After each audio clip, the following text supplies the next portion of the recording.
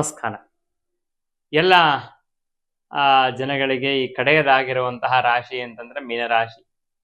ಮೀನರಾಶಿಯವರಿಗೆ ಜನ್ಮದಲ್ಲಿ ಶನಿಯ ಸಂಚಾರ ಗೊತ್ತಿರುವಂಥದ್ದು. 7.5 ಮಧ್ಯ ಹಂತದಲ್ಲಿದ್ದಾರೆ. ಗುರುವಿನ ಬಲವೂ ಕೂಡ ಇಲ್ಲ. ಗುರುವಿನ ಸಂಚಾರ ಅಷ್ಟಾಗಿ ಏನು ಬದಲಾವಣೆಯನ್ನ ತಂದುಕೊಡಲ್ಲ.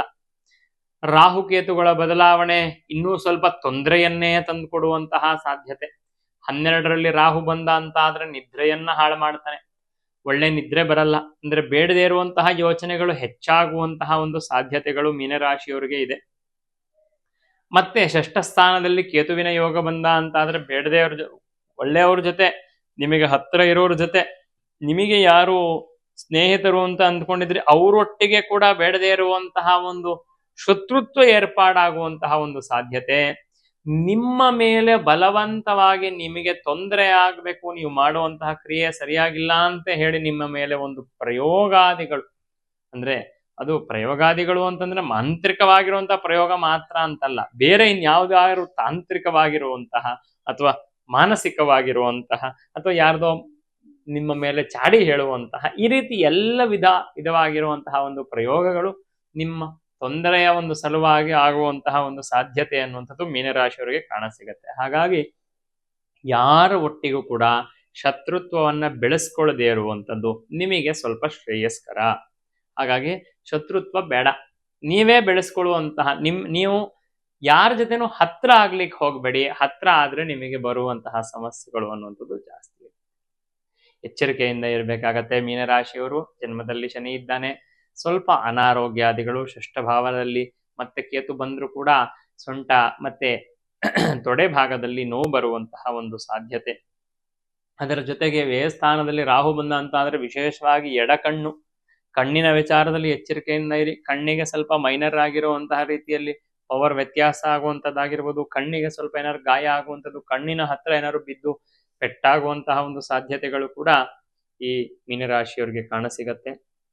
ಗುರುವಿನ ದೃಷ್ಟಿ ಅನ್ನುವಂಥದ್ದು ಕರ್ಮಸ್ಥಾನದ ಮೇಲೆ ಬೀಳತ್ತೆ. ಹಾಗಾಗಿ ಎಲ್ಲೋ ಕೆಲಸದಲ್ಲಿ ಹೆಚ್ಚಾಗಿ ನೀವು ಪ್ರಗತಿಯನ್ನೋ ಅಥವಾ ತೊಂದರೆಯನ್ನೋ ಎರಡನ್ನೂ ನಿರೀಕ್ಷಣೆಯನ್ನು ಮಾಡ್ಲಿಕ್ಕಾಗಲ್ಲ. ಆದ್ರೆ ಶತ್ರುತ್ವಗಳು ಅನ್ನುವಂಥದ್ದು ಕೆಲಸದ ಜಾಗದಲ್ಲೂ ಕೂಡ ಬೆಳೆಯತ್ತೆ. ಎಚ್ಚರಿಕೆಯಿಂದ ಇರುವಂಥದ್ದು ವಾಸಿ.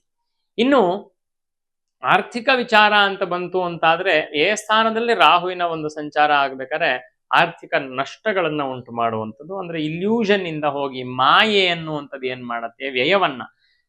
ಸ್ಥಾನ ನಮಗೆ ಅರಿಷ್ಟ ಸ್ಥಾನದಲ್ಲಿ 2ನೇ ಸ್ಥಾನ 8, 12, 6 ಈ 3 ವ್ಯಯಸ್ಥಾನದಲ್ಲಿ ಅತ್ಯಂತ ಅಶುಭ 8. ಅದರಲ್ಲಿ 2ನೇದು ಬಂದು ದ್ವಾದಶ ಸ್ಥಾನ ಅಂತ ಕರಿತೀವಿ. ದ್ವಾದಶ ಸ್ಥಾನಕ್ಕೆ ರಾಹುವಿನ ಯೋಗ ಬಂದಾಗ ಬೇಡದಿರುವಂತಹ ರೀತಿಯಲ್ಲಿ ಹಣವನ್ನ ವ್ಯಯ ಮಾಡಿಸ್ತಾನೆ.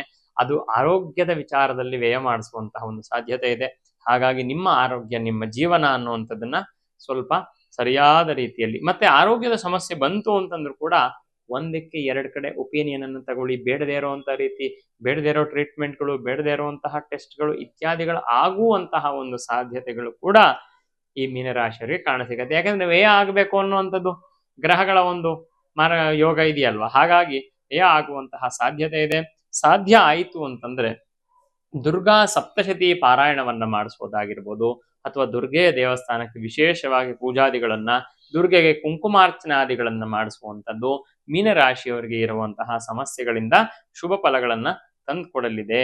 ಹಾಗಾಗಿ ತಮ್ಮೆಲ್ಲರಿಗೂ ಕೂಡ ಒಳ್ಳೇದಾಗ್ಲಿ, ಮೀನರಾಶಿಯವರಿಗೂ ಕೂಡ ಒಳ್ಳೇದಾಗ್ಲಿ. ಎಲ್ಲ ದ್ವಾದಶ ರಾಶಿಗಳಿಗೆ ಮುಖ್ಯವಾಗಿರುವಂತಹ ರೀತಿಯಲ್ಲಿ ಶುಭಾಶುಭ ಫಲಗಳನ್ನು ತಿಳಿಸ್ಕೊಡುವಂತಹ ಒಂದು ಪ್ರಯತ್ನವನ್ನ ಮಾಡಿದ್ದೇವೆ. ಹಾಗಾಗಿ ಅವರವರ ರಾಶಿಗೆ ಹೇಳಿರುವಂತಹ ಸಣ್ಣ ಪುಟ್ಟ ಪರಿಹಾರಗಳು ಕೂಡ ಅವರಿಗೆ ಅಕ್ಷಯವಾಗಿರುವಂತಹ ಶುಭ ಫಲಗಳನ್ನು ತಂದುಕೊಡ್ಲಿ ಅಂತ ಹಾರೈಸ್ತಾ ನಮಸ್ಕಾರ.